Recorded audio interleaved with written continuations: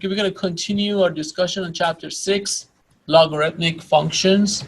The function f of x is equal to a to the power of x when a is not equal to 1 is one-to-one function and has the inverse of log of x. So these two functions are inverse of each other. Make a note of that.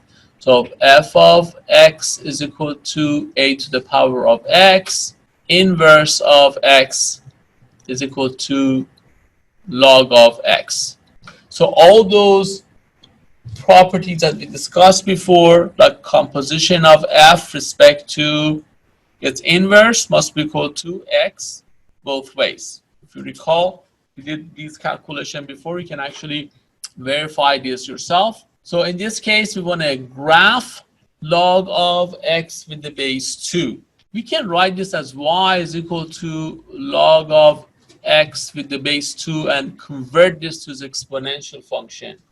If you recall, this would be the same as 2 to the power of y is equal to x. So f of x equal to 2 to the power of y is equal to x. That's the same as saying y is equal to log of x. These two are exactly the same. So if I graph this one, this exponential function, or this logarithm function, it should give me the same graph, which is right here. And that should make sense, right? If I let y be equal to 0, what would be x? If y is equal to 0 and if 2 to the power of 0 is equal to 1, so if you look at this function here, if y is equal to 0, you see how x is equal to 1. If y is equal to 1, x would be equal to 2. It's right there. So you can either input these values into the log function or its equivalent of exponential function. Both give you the same graph. If you recall, the inverse of log of x is, we said, is equal to 2 to the power of x.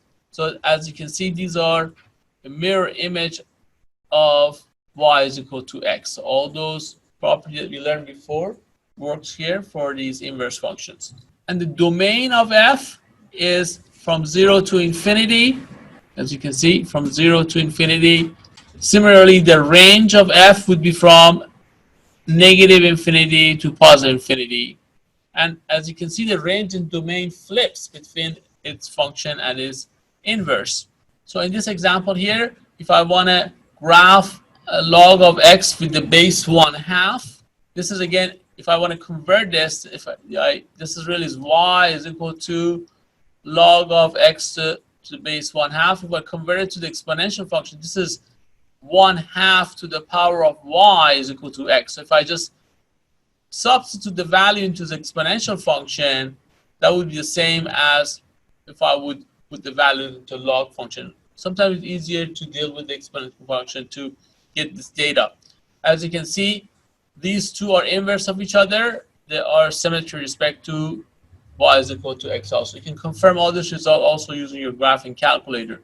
So the domain of g is equal to from 0 to infinity, and the range is from negative infinity to positive infinity, as you can see here.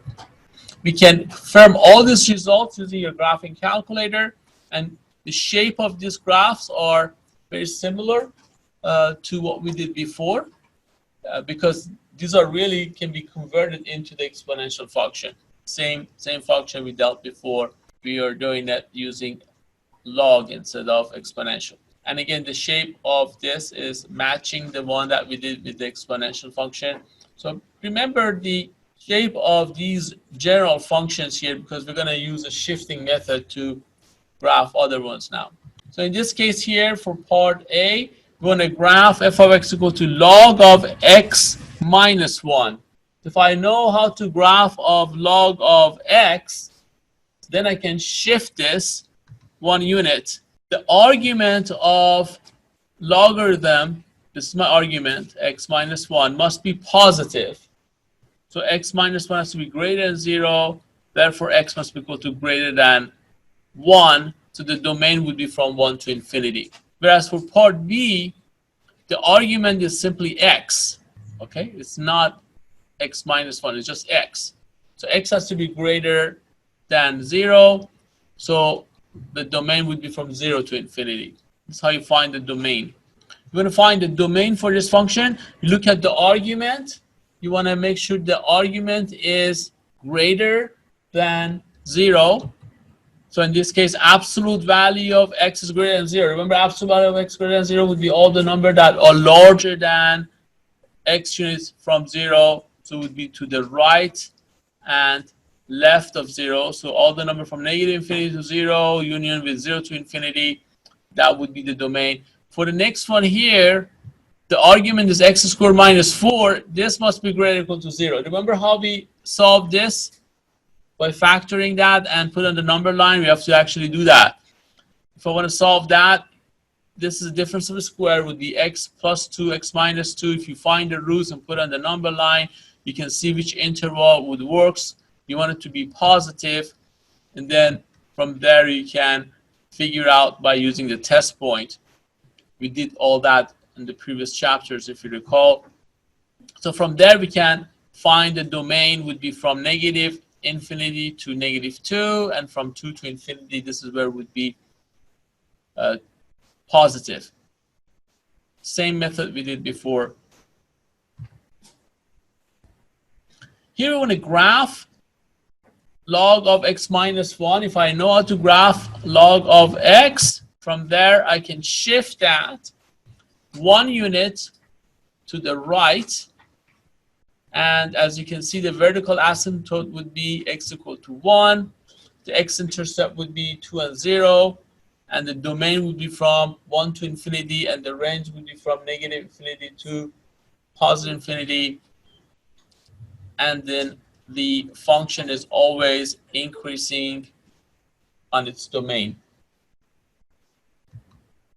And we can verify that using our calculator. You can see the shift here. Using the x is equal to 2 to the power of y plus 1. You can use our calculator to confirm these results. Here we want to find the graph of y is equal to log of x to the base 3 minus 1.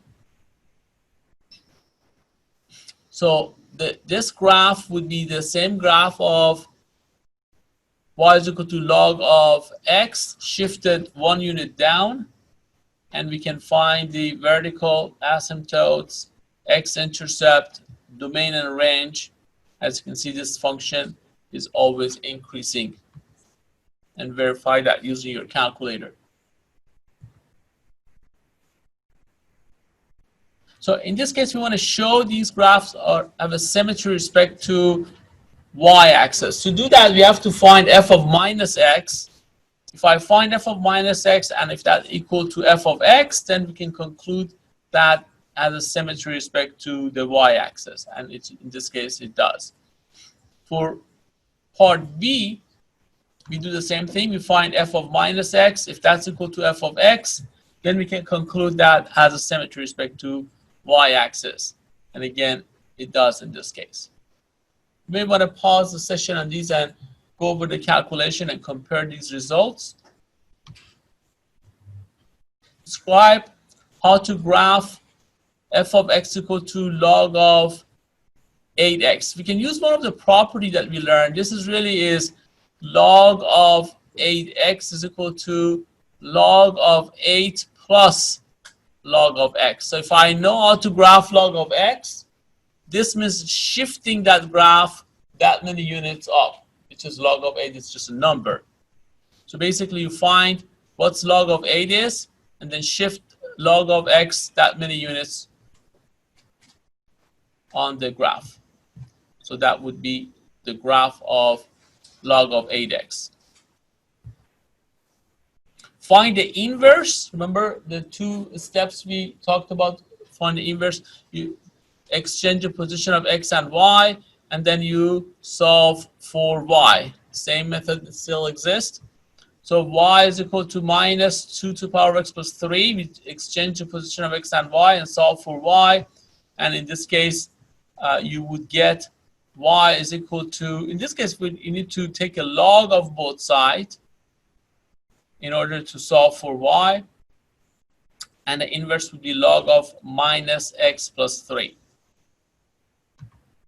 And one Quick note for the domain of any function would be the range of its inverse. The range of any function would be it's the domain of its inverse, and all these shows x-intercept and y-intercept are switch here, and the asymptotes for the horizontal asymptote, if its y is equal to 3 for a function f of x, for its inverse, the vertical asymptote would be y, x, the vertical asymptote will be equal to x equal to 3. And these are all has a symmetry respect to a line y is equal to x, if you recall. And you can show that on the graph. This would be an application problem here. This application problem looks intimidating, but it's really simple. You just look for these formulas are giving you, and that's all you really have to do, just substitute the number here in this case. So in this case, they're giving you this formula. I'm gonna let you read this over yourself, but the point is they're giving you all this value. They're giving you what K is, what C2 is, what C1 is, and then basically just plug it in there, and then you find the result. In this case, it would be 2.75. So in this case, the question was about the drug should be given about every, in this case, 2 and 3/4 hours. So it's really looking at the formula they're giving you and find what's given and plug it in there, use your calculator.